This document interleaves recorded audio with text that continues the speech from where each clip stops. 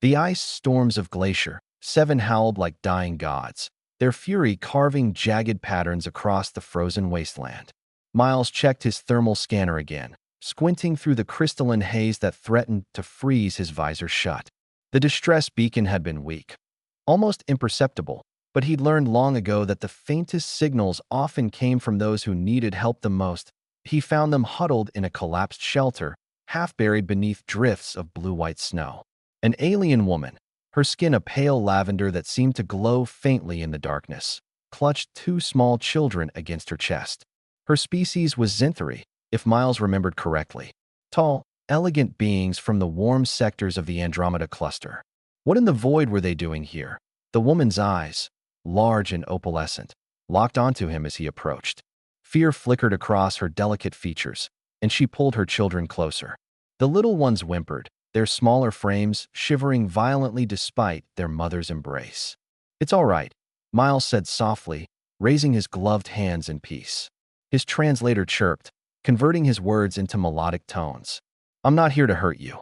Iris, for that was what the Universal Registry later told him her name was, stared at him with a mixture of desperation and distrust. Humans had a reputation across the galaxy. Warriors, conquerors, survivors who thrived in conditions that would kill most species. But they were also known for something else: unpredictability. "Why?" she whispered, her voice like wind chimes in a gentle breeze. "Why would you help us?" Miles knelt in the snow, feeling the cold seep through even his advanced thermal suit. "Because you need it," he said simply.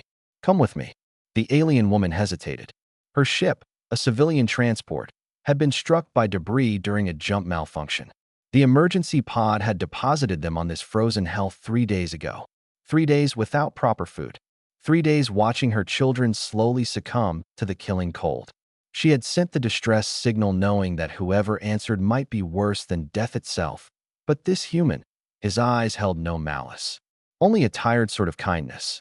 "My children," Iris said, her voice breaking. "They cannot survive much longer. The cold, it is killing them."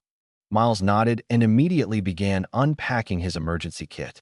He pulled out thermal blankets embedded with heating elements, pressing them around the 2 small Zenthari children.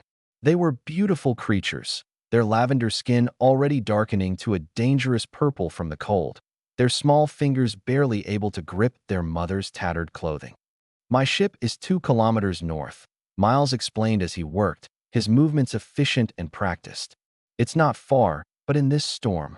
He glanced at Iris's legs, noting the awkward angle of one ankle. "Broken or sprained?" "You can't walk." "Then leave us," Iris said, though her eyes betrayed her. She didn't want to die. Neither did her children. "Save yourself." Miles laughed, a short, sharp sound. "Lady, I didn't fly through a class 5-ion storm and burn half my fuel reserves to leave you in a snowdrift." He finished securing the children in the thermal blankets, then turned to Iris. "Humans don't give up. It's both our greatest strength and our most annoying trait. Ask anyone in the galaxy." He rigged a makeshift sled from his equipment, carefully lifting each child onto it. Then, with surprising gentleness for someone in a bulky EVA suit, he helped Iris onto the sled as well. She weighed almost nothing in the planet's low gravity, but the storm made every step a battle. "Hold on," Miles commanded, and began pulling. The journey was hell. Wind speeds exceeded 200 kilometers per hour, throwing ice crystals that could shred unprotected flesh. Miles's suit groaned under the assault, warning lights flickering across his HUD. His oxygen levels dropped steadily. His muscles screamed with exhaustion, but he didn't stop. Iris watched through the growing haze of hypothermia as this strange human dragged them across the wasteland. She had heard stories, whispered tales of humanity's impossible stubbornness, their refusal to accept defeat even when logic demanded surrender. Zenthari were logical beings. They calculated odds. They accepted reality. Humans, apparently, did not. "Why?" she asked again, her consciousness fading. "You don't know us, don't need to," Miles grunted, his breath coming in ragged gasps. "You're alive. You want to stay that way. That's enough." The ship materialized through the storm like a gray ghost, a small, battered cargo hauler that had seen better decades. Miles dragged the sled into the airlock, nearly collapsing as the inner door sealed behind them. Warmth flooded the chamber.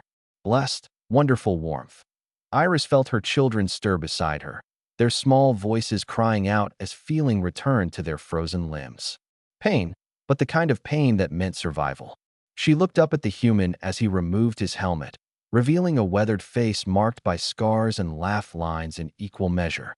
Medical Bay is this way, Miles said, his voice hoarse. Let's get you patched up. 3 hours later, the children slept soundly in heated recovery pods. Iris sat in the small galley, her ankle splinted and wrapped, holding a cup of something hot and sweet that Miles called cocoa. She watched him pilot the ship away from Glacier 7, his movements tired but steady. The Council will reward you, she said finally, for saving us. Credits, honors. Miles shrugged without turning. Don't want them. Then what? He was quiet for a long moment. When he spoke, his voice was soft. My species spent millennia fighting each other. Wars over everything. Resources, beliefs, territory, skin color. We nearly destroyed ourselves a dozen times over. He glanced back at her, and Iris saw something ancient and sad in his eyes. We finally figured out that the universe is big enough, cold enough, and dangerous enough without us making it worse. When we found others out here among the stars, we made a choice. What choice? Iris whispered. Miles smiled, small but genuine. To be better. To be the species that shows up. That helps. That doesn't leave people to die in the cold. He turned back to his controls. Someone's got to be, right?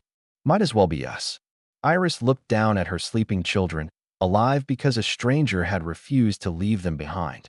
She thought of all the species in the galaxy, the mighty Krillians with their war fleets, the ancient Xiphons with their vast knowledge, the wealthy mercantile confederacy with its endless resources, but it had been a human in a battered ship who had come through the storm. Thank you, she said, her voice thick with emotion. Thank you, Miles. He waved a hand dismissively, but she saw the slight smile that touched his lips. Get some rest. We'll reach the Zinthri embassy in 2 days. Your family will be waiting. As Iris closed her eyes, warm and safe for the first time in days, she understood something profound. Humanity's true strength wasn't their technology or their resilience or their stubborn refusal to quit. That it was their capacity to care, even for strangers, even in the storm, even when no one was watching. And perhaps that was the most powerful force in the universe.